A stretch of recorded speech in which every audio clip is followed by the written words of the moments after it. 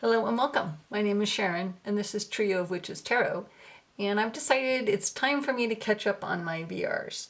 So this one is a VR to Rhiannon Rambles and Readings, and her tag is Wanderlust decks. And there are 13 prompts, I believe. So we are going to jump in. So the first prompt is the Backpacker, a deck that's adventurous, practical, and versatile. And I instantly thought of Terra for the Great Outdoors. This is actually a deck that I recently got, and the cardstock is not awesome, but I used contact paper on the front and back of the cards, so they're still really super flexible, but they're more waterproof now because I actually want to take this deck with me when I go on trips. So the cards all depict either a national park or some kind of activity in the outdoors, which feels like it is 100% suited to this prompt of the Backpacker. And I do plan on taking this with me on many trips. Just feel like it has that. There's me. I collect. Whenever I go anywhere, I find a rock. Collect rocks. You know, hiking. So yeah, this definitely feels like the Backpacker to me. And prompt number 2 is the Cruiser, a deck that's relaxing, luxurious, and enjoyable. And I feel like Healing Waves, kind of on the nose, isn't it? So it's definitely luxurious, one because it's out of print, and two because it's cardstock is really, really nice, and three because of the way it was the artist created the artwork using seawater for the paints, and it's all in the ocean or on beaches. And it is, the colors are so relaxing, the artwork, even like the tower, not, you know, some tower cards are way more in your face than that. And it just feels like an obvious choice for the Cruiser. And it's definitely, you know, if you were going to be on a cruise, I've never been on a cruise, but if I was on a cruise and I brought a tarot deck and I was going to give people readings that weren't familiar with tarot, this feels like a deck that would not be confronting to people who might be apprehensive, even death. So yes, definitely, if I were to go on a cruise, this would be my Cruiser deck. Prompt number 3 is the Road Tripper, a deck that's spontaneous, fun, and full of surprises. And I felt like the Wandering Star was a really good choice for this. If I was going to go on a road trip with girlfriends, then this would be a fun deck to take with me. It's, again, it's very accessible. It's very free-spirited. It has keywords on the cards. So again, if I was going to be giving readings for people who wanted to just be in a good mood, you know, didn't want something that was intense and maybe they weren't familiar with tarot, I feel like this is a very accessible deck. And I feel like this would be, you know, fun at wherever we stopped for lunch, if I was going to give a reading for other people or for myself, or at the end of the day, wherever we landed. This would be, it's relaxing too, in a way. It's a lot of color. There is a lot of depth if you look for it in it, but it's also very lighthearted as well. I think this is a great deck for a road trip. Yes, Wandering Star.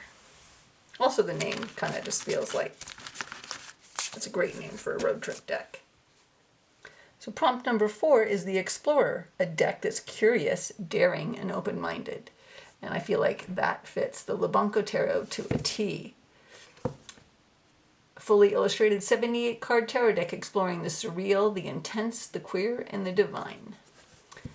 And the creator did create this during a time when they were exploring their own identity and sexuality. And so there's a lot of things in here to explore. There's a lot of cards that are intense. It took me a long time to get this deck because I wasn't ready for that card. There's a lot of gender identity, gender changes going on in here. Yeah, this is definitely not for the faint of heart. But if you are a true explorer of the human condition and your own identity, this is the deck for you. Unfortunately, it's out of print. But sometimes people are selling it secondhand. I love that Empress card so much. This is such a good deck. Might be one of my new soul decks, now that I've figured out how to work with it.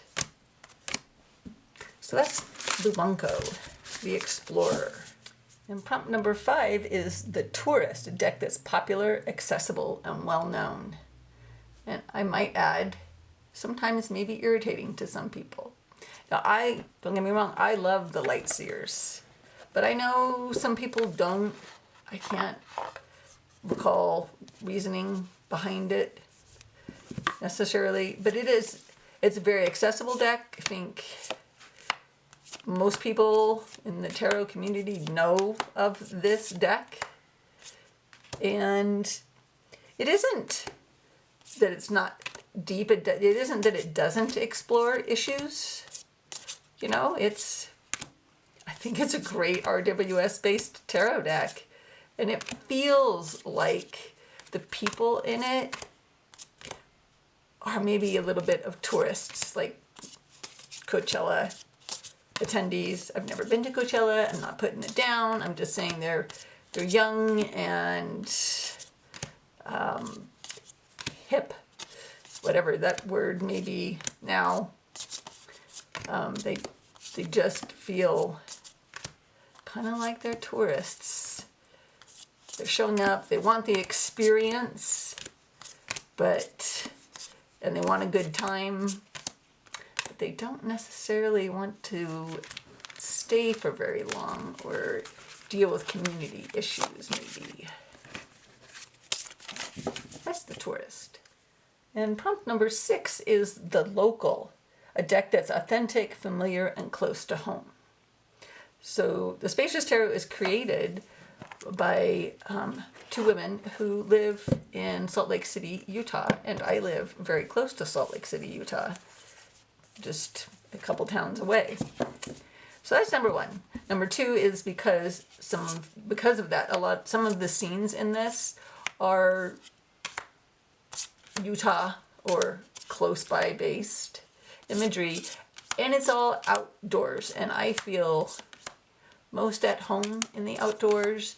I try to hike in the mountains nearby as often as possible. I explore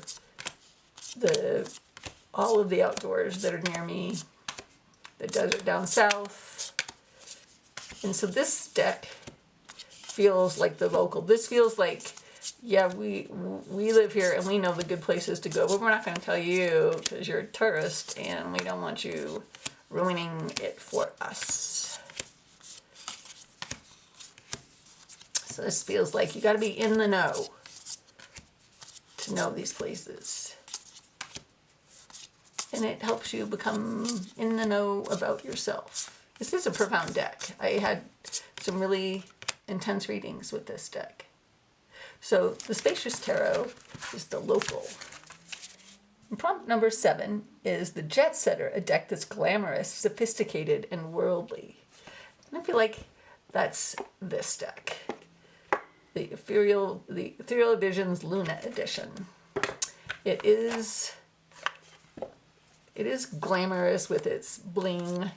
And the art style, the Art Nouveau art style, I feel like is very glamorous.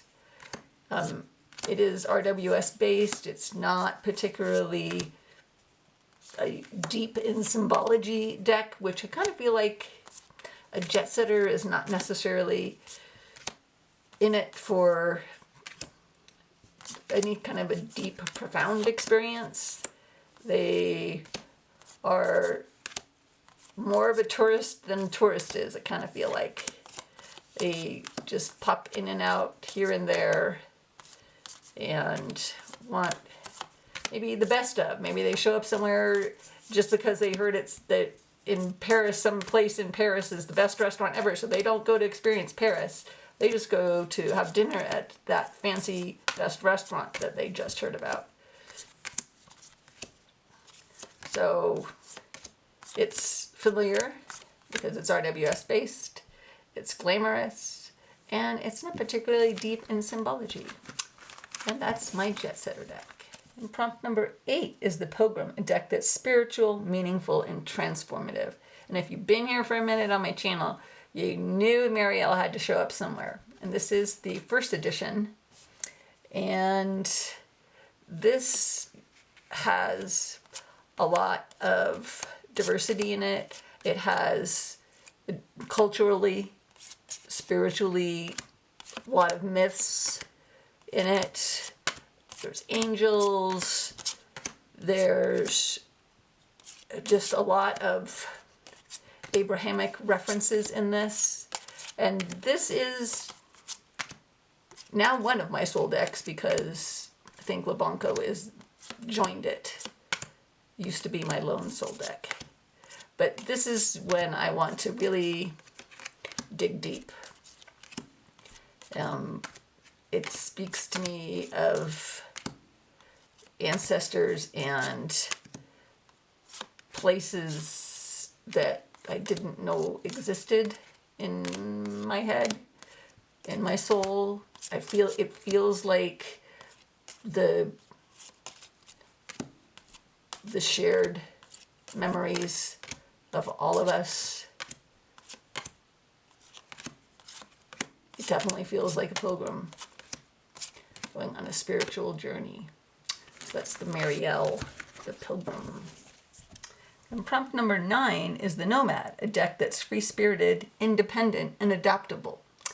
So for that I chose the Gentle Tarot.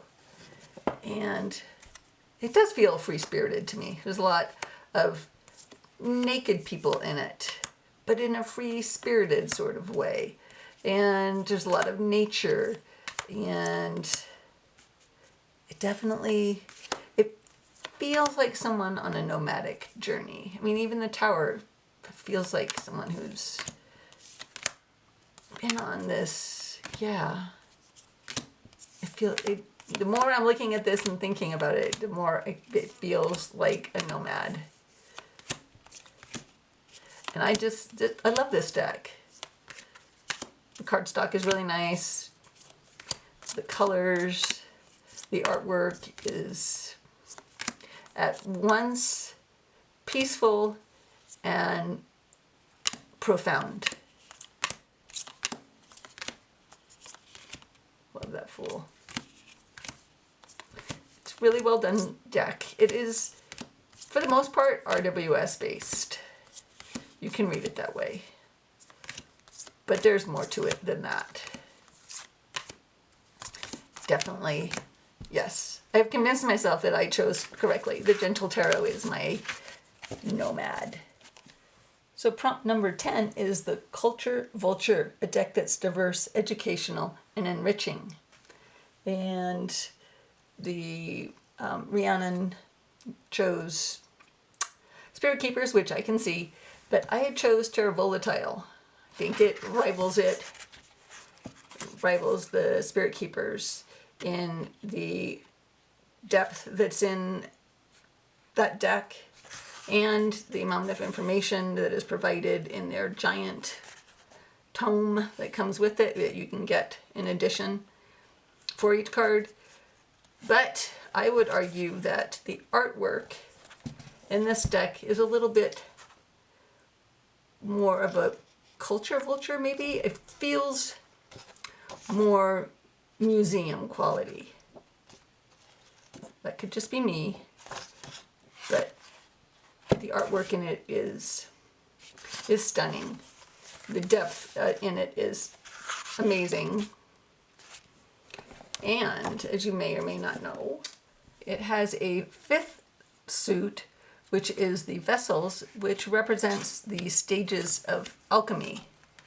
And the book goes quite in depth on that. So there is, and this is a deck that is chock full of symbology. Let's get the rest of it. And it comes with an expansion pack, so you can choose some of your cards that you want. So I chose this for the High Priestess instead of the High Priestess that was in it, and sort of a make your own deck experience. I think there's a death and something else. I kept both of them in. There is so much here to learn, and even the artwork is discussed in the guidebook. And I don't think on any one sitting you could ever digest everything that's in all of the symbology that's in the cards. I think there's a Fool and a Fooless. I kept both of them in. But it's also RWS based. So if you wanted to just read it as an RWS deck, you can, there's the Fooless, you can totally knock yourself out and do that. But there's a lot of different cultures represented in here. It is as deep as the Spirit Keepers. So that is my Culture Vulture, the Terra Volatile. And prompt number 11 is the Volunteer, a deck that's compassionate, helpful, and altruistic. And for that I chose the Ember and Aura Tarot. This is a deck that I use for myself when I'm kind of struggling emotionally, or for my friends when they are going through a hard time and struggling emotionally. Maybe this it's so comforting and hopeful. Struggling for words here. It just feels like the light at the end of the tunnel. Even that death card, it's like it's gonna be okay.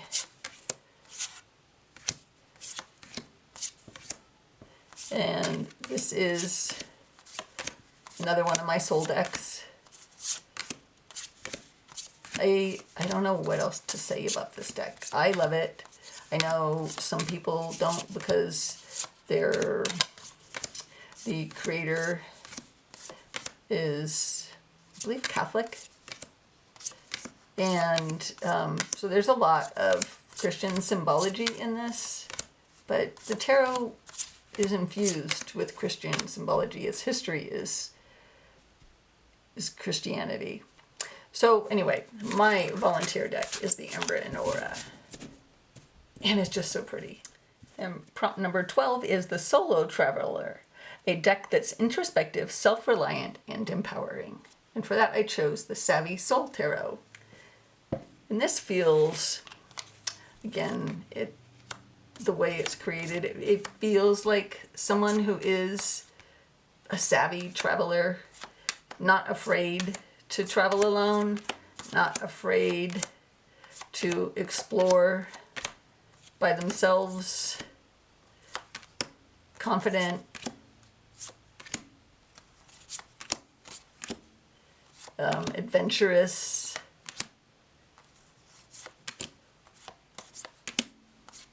not unafraid, bold. I would say bold. I feel like a solo traveler needs to have a certain amount of boldness, don't they? Willing to face their fears, willing to go it alone.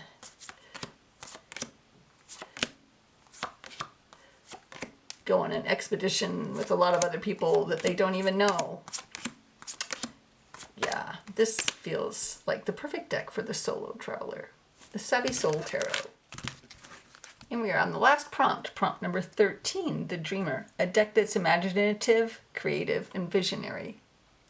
And for that, I struggled with this little one, but I chose the Future Ancestor Tarot. And why that is because it feels kind of dreamlike on one hand, but it also feels like dreaming of a better future, dreaming of how you can make a difference and make the future better for future generations. Dreaming of how you can be a better person and make the world better. And it just, the more I look at it, the more it feels dream-like. The colors, I think, and the faces on the people. There's a lot of contentment in this, I think, even in the hard cards, the 10 of Candles, 10 of Wands. In this card, there's a degree of contentment in that. So it's the Future Ancestor, the Dreamer. So I'd like to thank Rhiannon for creating this tag. I really enjoyed doing the VR to it, and I hope you enjoyed it as well. So thanks for watching. Remember to like and subscribe and click on the bell so you know when I have new videos. Take care of yourself. Bye.